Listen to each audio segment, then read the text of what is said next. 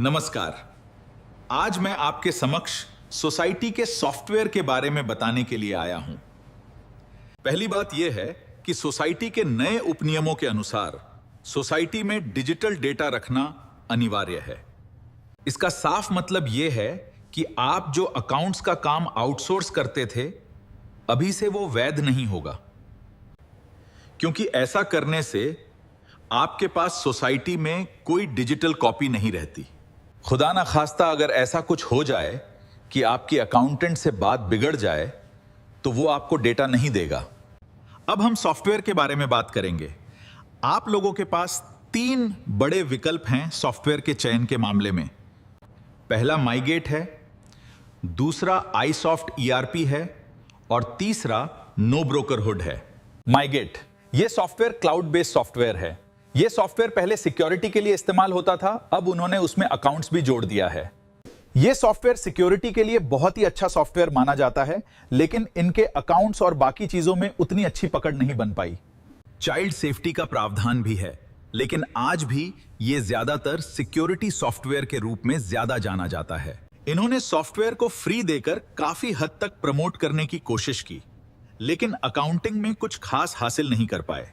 इनके नुकसान का कारण सोसाइटी सिक्योरिटी स्टाफ का ज्यादातर अनपढ़ होना है, जिसके चलते कई सोसाइटीज ने 1 साल के इस्तेमाल के बाद नहीं किया। दूसरा सॉफ्टवेयर आईसॉफ्ट ईआरपी है, जो कि एक ईआरपी डेवलपमेंट कंपनी है जो मैन्युफैक्चरिंग और होटल इंडस्ट्रीज को टारगेट करती थी।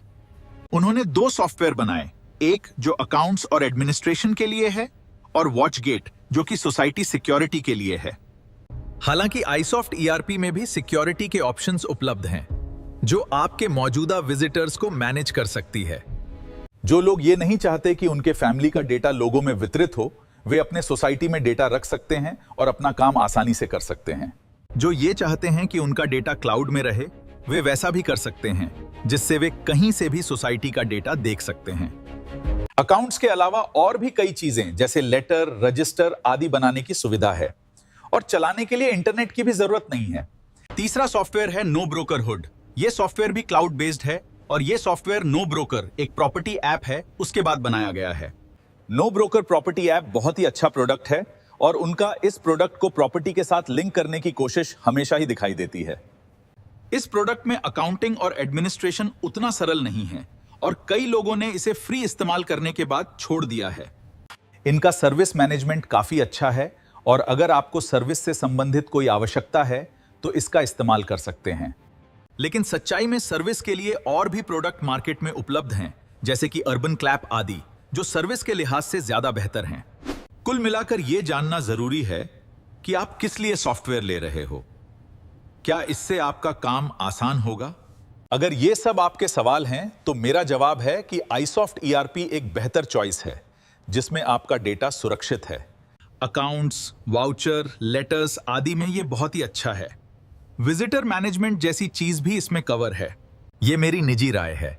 आप ये तीनों सॉफ्टवेयर जरूर देखिए और बाद में डिसाइड कीजिए। All the best. आज के लिए बस इतना ही। फिर किसी और टॉपिक के साथ आपके समक्ष प्रस्तुत होऊंगा। तब तक के लिए आज्ञा दीजिए। धन्यवाद।